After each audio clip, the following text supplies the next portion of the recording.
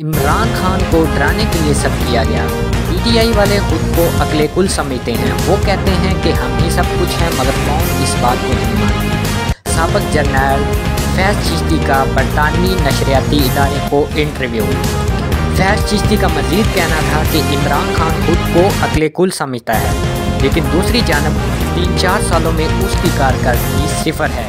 इमरान खान बात सुनने को तैयार नहीं।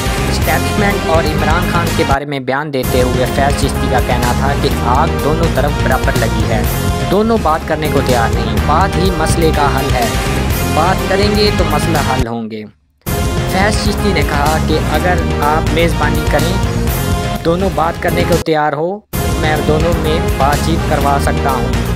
और आर्मी चीफ की एक्सटेंशन के बारे में बात करते हुए फैज़ चिश्ती का कहना था कि ये जवाब दे वज़ीर आज़म है, वज़ीर आज़म ही